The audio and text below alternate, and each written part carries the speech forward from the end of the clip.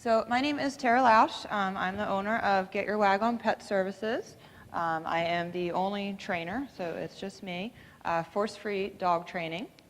Just a really quick background on myself. I was an elementary school teacher in the Cape Henlopen School District for 10 years. I taught grades K to 5. And about 5 or 6 years ago, I started volunteering for the Georgetown SPCA, adopted these two little rascals. And they both came with some issues, and I was also seeing a lot of the dogs being relinquished to the shelter for some pretty basic behavior problems. So I kind of decided to get into dog training more to help myself and the shelter and for fun, and kind of fell in love with it, and officially resigned from teaching last year and am now doing this full time. So these are just some of our foster puppies, another reason why I got into it. I am a certified dog trainer. Dog training is not a regulated career, so anybody can read a book, watch a TV show, print out some cards, and say that they train dogs, which can lead to some dangerous things happening. So I am certified through the Animal Behavior College. I'm also a certified instructor for My Dog Has Class program. I became a licensed presenter for an organization called Family Paws and Parent Education, which works with families who are either expecting babies or have young toddlers in the house. Licensed be a tree presenter, so I do bite prevention programs for elementary school kids. Just got my certification for fun nose scent games, which is like the beginning of canine nose work. So I like to keep up to date on a lot of things. I'm constantly going to workshops and seminars and reading, and a member of quite a few different organizations. So I wanted to kind of explain too how I differ from some of the other trainers in the area, which I think is important. A lot of trainers will say that they use positive training techniques, but they will often also use some of the more aversive training equipment like choke collars, shock collars, prong collars, harsh corrections, things of that nature. So all of my training is completely force-free and rewards-based. You will never see or hear me talk about using any of those types of training equipment. We can train large mammals and animals that can really harm us using food and clickers, so I don't see any reason why we can't do the same with dogs. Some services that I offer, I started with just a couple group training classes, and I've since expanded over the last 15 months. So I do offer basic manners classes and puppy kindergarten classes. Those are offered at this point in Rehoboth and Milford. I also offer in the summertime a Pooch and Pump fitness class, so I am very much into fitness and exercise for myself and my dogs. So this is just a fun way for people to stay active with their dogs. In-home training, so any type of behavior problem, house training, puppy mouthing, nipping, chewing up the shoes or the trash cans, excessive barking, dogs who are jumping on their owners or house guests. Those are all things that I can deal with during private in-home training, where I come to your house and we work out a training plan together. Reactive rover training has kind of been big lately. I just came back from Florida, actually, from a training workshop that dealt specifically with this. So I'm getting a lot more phone calls for dogs who are, I don't like to use the word aggressive, but reactive on leash. So a dog who is barking, lunging, growling at other dogs or people while they're walking down the street. It's not always because the dog is aggressive. It's usually fear-based. So I do group classes that deal with this, and I also do in-home training.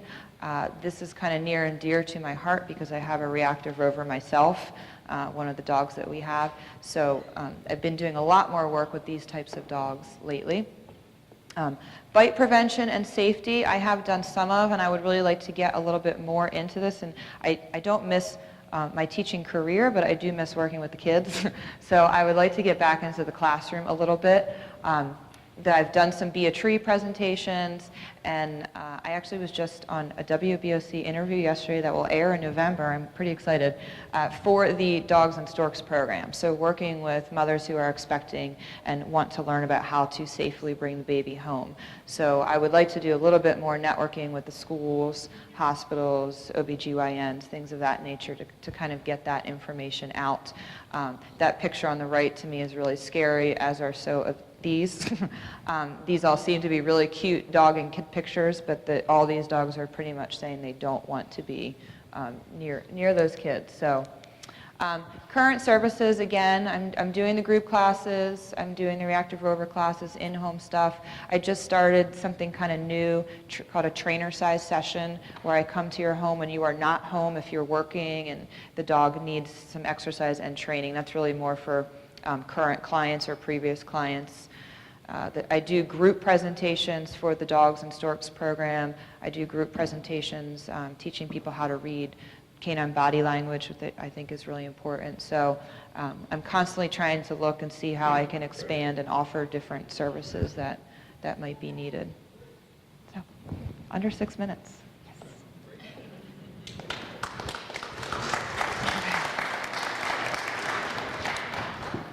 Are there any questions for Tara? Well, I have a question. Oh, there's another question. I'll save my question. Congratulations. A couple of questions. How long in business? Officially about a year and a half. So I heard you say on the onset that you were the only staff person for you. How are you managing your time with all of the current services that you offer? Not very well. Okay. No, that's probably been one of my biggest challenges because I'm doing everything myself at present. I did break down and pay someone to do my website about 6 months ago, but I'm currently doing everything. I do all the training, I do all the emails, I do all the marketing. Yeah, and I work a second job, so. Wow. So that's been a big challenge to kind of juggle So that. how are you handling and managing your financial part? Well, I'm hoping to win the QuickBook class because that's something that I need to focus on. I feel like my first year was kind of, okay, how do I train the dogs? How do I get things up and running? And now I'm kind of in the, how do I actually manage the financial part of it? We'll talk. Yes. Someone else had a couple questions. Hi. Hi. Do you work strictly in people's homes, or do you have on-site at your location, and where are you located? 'Cause Okay. I don't see that on I the do card. not have a location, so my private training is done in-home. So I come to your house. I prefer to do it where the problem typically is. We can also go out and train in different spots. The classes that I offer them right now at Doggies at the Beach, which is a daycare on Route 24 in Rehoboth, and also at Milford, Fur Baby Boutique in Milford. So I kind of sublet space from wherever I can. I started out using CrossFit Rehoboth Gym because I was friends with the owner. Sometimes I use Pamper Pet Grooming Salon. So I've looked into renting a space of my own. At this point in time, it doesn't quite make sense financially. So. And are your classes just one day, or are they Classes continuous? right now are 5 weeks, and those are kind of always changing. Yeah, I like to think that I try and do what people need or can do. So I started with 7-week classes. It seemed to be a very long time for people to commit to, and I have kind of shortened it, so now we're down to 5-week classes. I'm looking into, around the holidays, to maybe do more like 1 or 2 day workshops.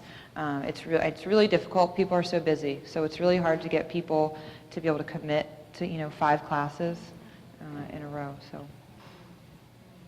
That was basically my question, whether or not you had hourly classes or a program, and what were the costs of those? The cost is for a 5-week class is $145, and that's for the entire 5 weeks. The in-home training is $90 a session, or I do packages. So it depends on how many you purchase. If you purchase so many at a time, it usually knocks it down to about 80, 82 a session. Can you help my very active 11-month-old Australian Shepherd? Absolutely. You need to give that dog a job to do. That dog needs a job. That's Uh-huh. exactly. Yes. They're very smart. Great start. Thank you. Dogs are out there, great market, right? So if you're back here in 5 years, what's your business look like? That's what I'm actually planning a vision board. So that's what I'm trying to decide. I'm at the point where I'm not quite sure if I want to have a facility and have more trainers, or if I want to continue on my own. So I'm kind of in that process right now, deciding what I'd like to do. I'm interested in board and train at some point. So I would like to be able to at some point take animals in, while people go on vacation and do the training for them. I'm interested in adding pet photography to the business. So I have some ideas rolling around. Tara, I was looking at your different services that you offer, and I know that several people that I know have dogs for hunting, and they usually send them somewhere else out of the county to be trained. Is that something you'd ever thought about doing? I training? do not train dogs for hunting, no. I'm also a vegetarian, so. But I have friends who I refer for hunting dogs, yes. Okay. I don't involve myself in that, no. All right. Okay. I saw your rewards-based training program, and you had treats on the board up there, but you also had the clicker. How does that clicker work? The clicker is awesome. It is just a little plastic thing. It makes a little clicking noise. So the click marks the behavior that you want. So it's kind of like taking a picture of your dog doing exactly what you want. You're telling him that he got the right answer, essentially. So if you wanted your dog to sit, you would click the moment his bottom hits the floor, and then you would give him a treat. So the click is basically saying, hey, you got the right answer, now here's your payment for it. And dogs pick up on what they get rewarded for very quickly. Yes. What's your success rate on dogs? Have you ever had a dog you couldn't train? It's usually the people that you can't train. It really is, because so much of it, I can come in and train your dog. I could come in and spend a week and train your dog every day. But when I leave, if there's no follow through, or if behaviors are being reinforced that shouldn't be reinforced, so it really is a lot more. And I think that's where my teaching has kind of helped me, because it's a lot more about dealing with the dog parents than it is the actual dogs. Are there any other questions? Was it scary to leave your full-time job to do this? Yes, it was like jumping off a cliff. So I did, I wasn't very happy in my teaching career the last couple years, and I kind of knew that. But teaching is also very stable. I had health benefits. I had a steady paycheck. But I kind of got to the point where I realized I was unhappy more often than not going to work, and I was spending a lot of my time at school working on dog stuff. So, and I'm lucky that my husband works still in the school district and has health benefits and all that. So it kind of made things a little bit easier.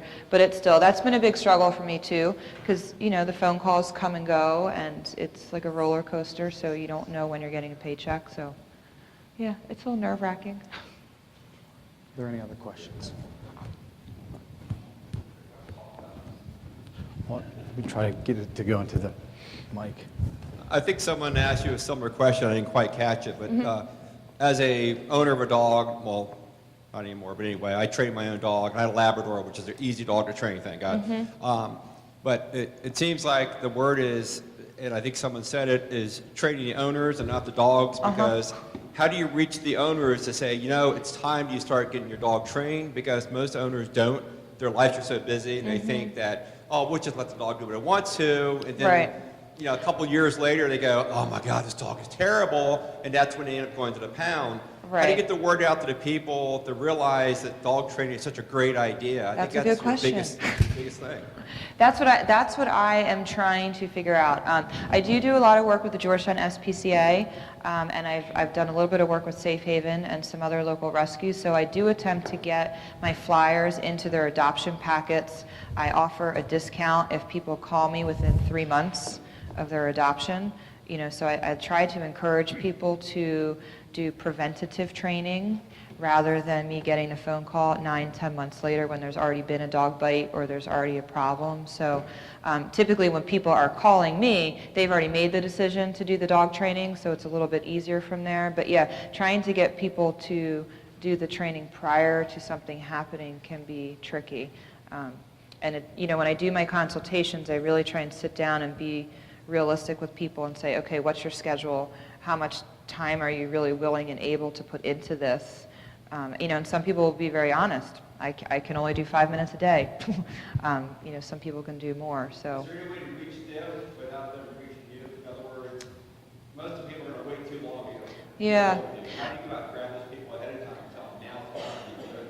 Well, and that's kind of one of my challenges. That's what I'm trying to figure out. Other than network, I network with the rescues.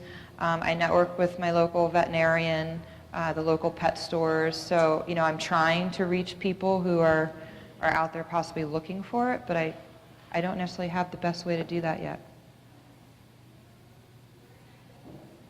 Yeah, I'm from the village of 5 Points Uh-huh. in Lewis, and I thought just crossed my mind about having some sort of an introductory seminar at the community center about what you do for a living. And it seems to me that there's a tremendous number of dogs. Okay. Yeah, that would be great, and that's something I've thought about, getting in touch with different community centers, because I know every neighborhood has a lot of dogs. How would and- that work? In other words, what would the cost be to come and give a 1 hour, 2 hour session? I typically charge the same for presentations that I do for training. So it's usually $90 an hour to do pretty much anything. I've done the Dogs and Storks presentation, and that's a 2-hour presentation. So I do charge about $200 for that, and there's handouts, and I bring refreshments and stuff. But Yeah, everyone's trying to get me to, what's that? everyone's trying to get our dog to stop barking. Okay. That's why. I, for one, because I'm a neighbor. Okay. But I have 2 schnauzers, and I have a rover, I believe, at least one rover. Yes. One of my thoughts was, what if you took this to nursery schools and tried to obviously get in on the ground floor with the kids, who then would possibly get to the parents, Yes. who possibly would then be obviously your audience. That's a great idea. And, I have one of those long, you talked about management, I have a very long to-do list of things that I want to do. And getting flyers out to the school district and some schools is what has been on my list of ideas, but that would be a great idea. Well, we'll put in the plug then for the Okay. villages of 5 Points, Thank because you. we have both situations. We have adults with a lot of dogs, and we also have lullaby nursery, Okay. which might be the opportunity for you. Yeah, So, that would be great. Thank you. Are there any other questions? When you go into the home and you work with the dogs Mm-hmm. and the owner is not there, how do you communicate what you've done with the dog to the owner so that they can do the same things and continue with the same things that you're doing with the dog? I do everything via email unless somebody needs things printed out, but I will send a follow-up email with, exactly what we've done. The in-home training that I do, if owners are not there, is typically not for new clients. It's usually for clients who have kind of been through a training class with me, or we've already done a set of in-home training, and I'm kind of just coming in to reinforce behaviors that we've already done. So it's not necessarily for anything new, but I do a follow-up email all the time. What age group do you usually?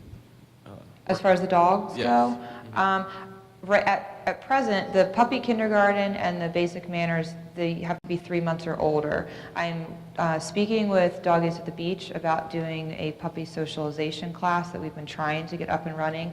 So we'd really like to get a class going that starts at 7 weeks, so 7 to 16 weeks, where it wouldn't necessarily be obedience training, but more socialization and handling skills and those kinds of So things. you don't usually work with older dogs? Oh yeah, absolutely. Later. I've had dogs, 7, 8 years old in class. How about 15? 15, we could do something with that.